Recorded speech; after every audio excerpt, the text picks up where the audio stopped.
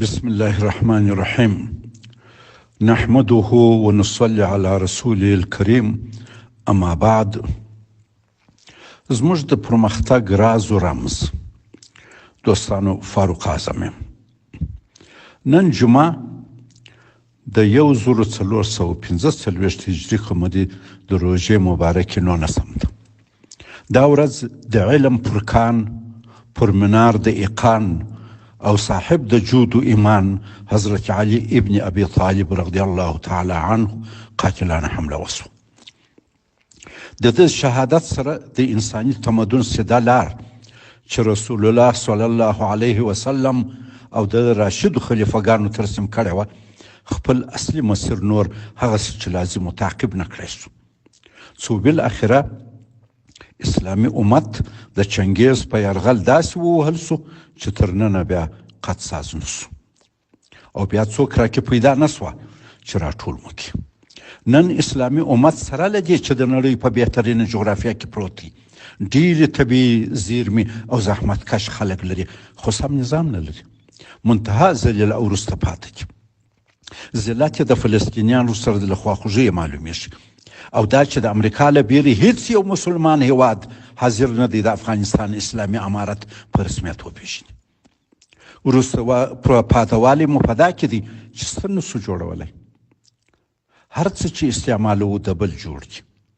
اوس په افغانستان کې دوستانو یو غنیمت فرصت دی چې که وغواړو او کار ورته وکړو، د خلفای راشدین د طلایي دور روح بیا په خپل وروسته پاته ټولنه کې پوکلی سو. دا چې دا څنګه کولی سو، زموږ د پرمختګ راز و رمز په څه کې دی مختصر عرض کوم. زموږ د تمدن اهم بنیادونه دا دي. اول، مینه ده. زموږ د رفاه او پرمختګ راز په مینه کې پروت دی. دوه کسان نر و ښځه ملګري کیږي، اتفاق کوي، واده کوي، مینه کوي او کورنۍ جوړوي. کورنیان بیا اتفاق کوي، کلی جوړیږي، بیا ښار او داسې په اتفاق وطن و هیواد جوړیږي. دا دنیا د خدای له مینې پیدا کړې، دا دنیا د خدای له مینې پیدا کړې، د همو مخلوقاتو مور ده. کورنۍ له مینې پیدا کیږي او په مینه وده کوي. مینه چاته اطمینان او فرد ته د ټولنې سره پیوند ورکوي. مینه انسان په سختیو کې خوښ او تندرست ساتي. لنډه ده چې مینه جهان جوړوي. مینه هر څه ده. دوهم، عدالت. دوستانو، کورنۍ په مینه جوړیږي، خو بریالیتوب یې په ښه مدیریت کې دی، او ښه مدیریت د عدالت تر چتر لاندې کیږي. که عدالت نه وي، یوازې مینه کافي نه ده، خو که مینه نه وي، عدالت بې روحه کیږي. ټولنه په مینه جوړیږي او په عدالت واده کوي. عدالت دی چې پلار ته اولاد یو شی دی، او په یو ټولنه کې د مشر او قانون په وړاندې ټول اتباع یو ډول او مساوي دي.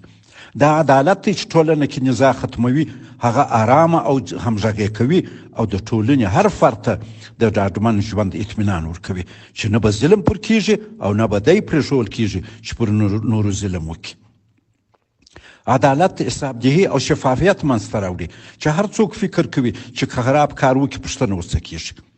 د عدالت تأمین د خلکو عزت ساتي، په ژوند یې مطمئن کوي، استعدادونه غوړوي، او څوک راتلونکي ته په ډاډه زړه پلانونه خو جوړولی سي او پر مخ ځي.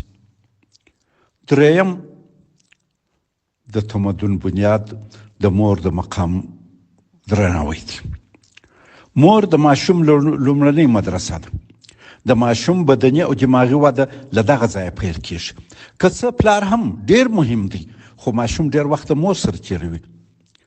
ماشوم ته چې تر 3 کالو کم وي، د مور غیږ او د سینې بوی راحت، ډاډ او اطمینان دی. مور اولاد ته تر ډیره وخته هر اړخیزه پناهګاه ده او طبیبه ده. رول ماډله ده او مایه تقلید ده.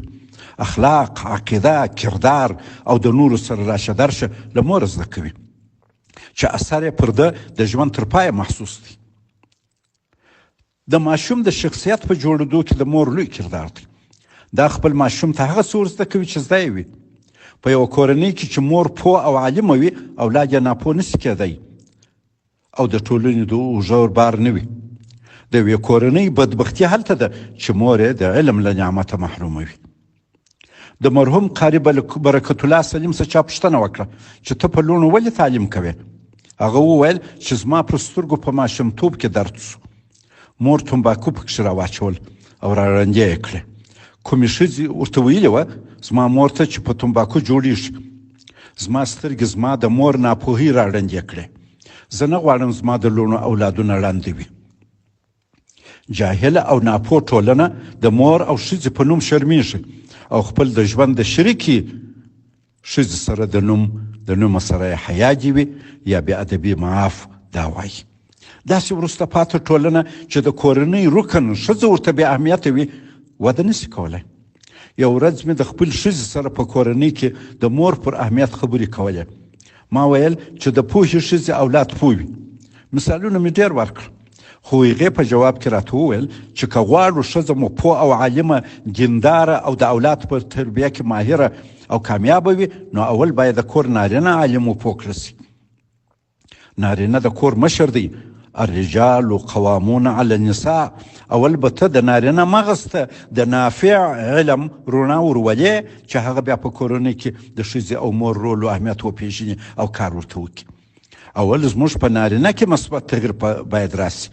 بیا همدا نارینه په کورنۍ کې مثبت تغییر ته زمینه مساعده وي او پرېږدي چې لور خور او ښځه یې پوه عالمه سي.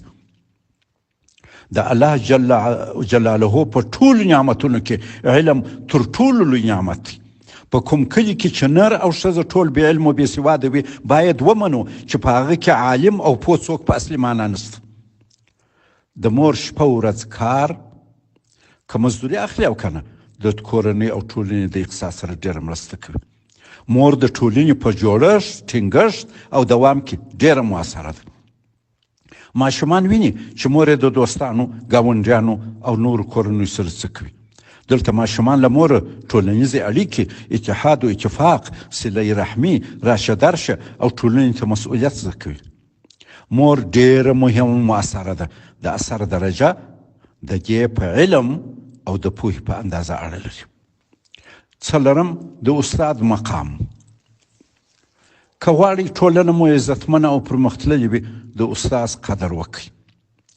استاد د فرد او ټولنې په جوړولو کې مهم اثر لري. ماشوم چې څه غټو مدرسې ته د تلو سي بیا ډېر وخت د استاد سره تېروي نو ځکه ډېر مؤثر دی.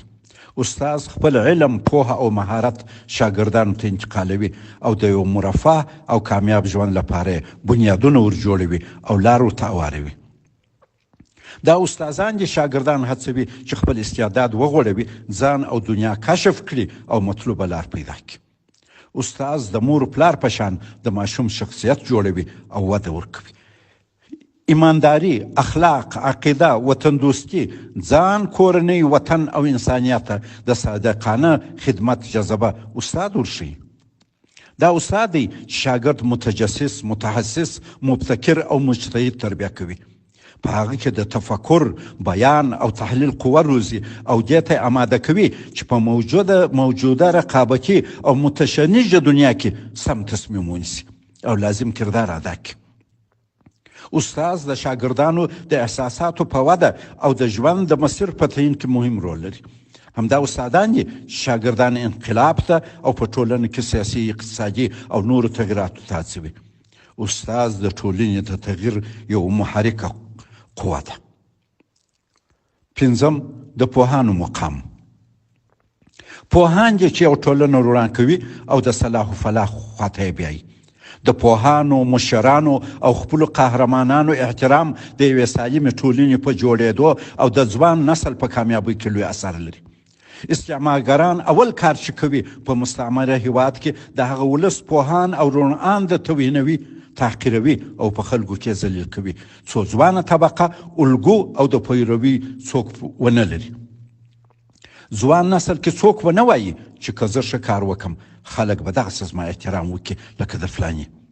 استعمار له خلکو دغه څوک ورکوي او په عوض کې خپل ګوډاګیان ورته قهرمانان معرفي کوي. د مشرانو قدر په ځوان نسل کې د پرمختګ ولوله پیدا کوي. سخت کار او فداکارۍ ته هڅوي او د یو کامیاب ژوند انګیزه پکښې تقویه کوي. وایي د مشر پل د کشر پل دی، کشران له مشرانو زده کوي، خو استعمار د دین او وطن دشمنان دغه پلونه نړوي. چا چې دین او وطن ته صادقانه خدمت کړی دی د هغو قدرداني په ځوان نسل کې جذبه پیدا کوي چې دوی هم پر دغه لار ولاړ سي. د مشرانو او پوهانو قدر کول ځوان نسل د خپل تاریخ، کلتور او ثقافت سره اشنا کوي، فخر په کوي، ځان د همدې ټولنې برخه ګڼي او کوشش کوي همغه مشرانو غوندې سي او هغسې مبارک کردار ادا کړي. که کشران د مشرانو قدر او درناوی وکړي، په حقیقت کې ټولنه سره نږدې کیږي، اتحاد، اتفاق او همغږي پکې پیدا کیږي. دغسې یو حالت په ځوان نسل کې اعتماد په نفس، لوړ همت او ابتکار پیدا کوي او د تحجر ځنځیرونه په ماتوي او په نتیجه کې ټولنه مخ ته بیایي چې استعمار او د وطن دشمنان دغه نه غواړي. دا پوهان او د ټولنې مخکښان دي چې په خپله پوهه او قربانۍ د ټولنې جمود ته حرکت او صعود ورکوي. نور هم هڅوي چې په ځان کې تغییر پیدا کړي او له دې لارې په ټولنه کې مثبت سولیز بدلون ته لار هواره کړي. همدا پوهان دي چې له تحجر او منحط کلیوال ذهنه ځان راباسي، ابتکار کوي، نوي مثبت فکرونه او نوي د خیر شیان پلټي او ټولنې ته معرفي کوي. په ځان کې د مثبت تغییر په برکت په ټولنه کې د مثبتو ارزښتونو د ودې، ثقافت او کلتور پیدا کوي چې څنګه د ټولنې خلک مثبت فکر وکړي او د یو عزتمن ژوند لپاره لار هواره کړي.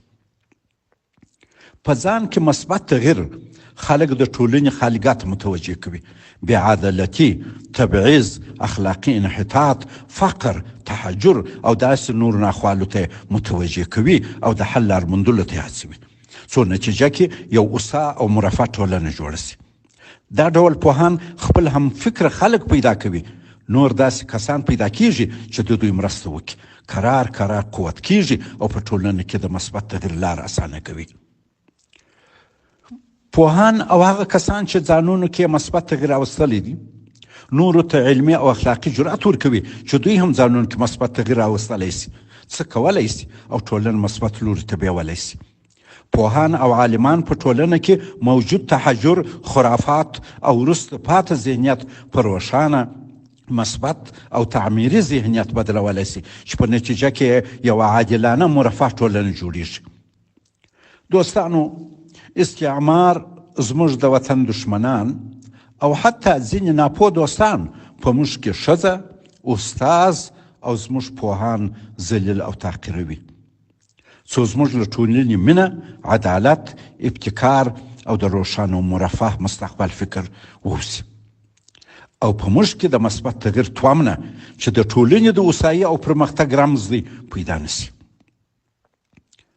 که غواړئ استعمار د دین او وطن دشمنانو ته په رښتیا ماته ورکړي او کورنۍ او ټولنه مو په عزت او د سیالانو سر وي، نو په خپلو منځو کې مینه پیدا کړئ، په کور، کلي او وطن کې عدالت تامین کړئ، په نر او ښځه شپه ورځ تعلیم وکړئ، استاز ته په درنه وګورئ او د ټولنې پوهان محترم وګڼئ. والسلام علیکم ورحمة الله وبرکاته.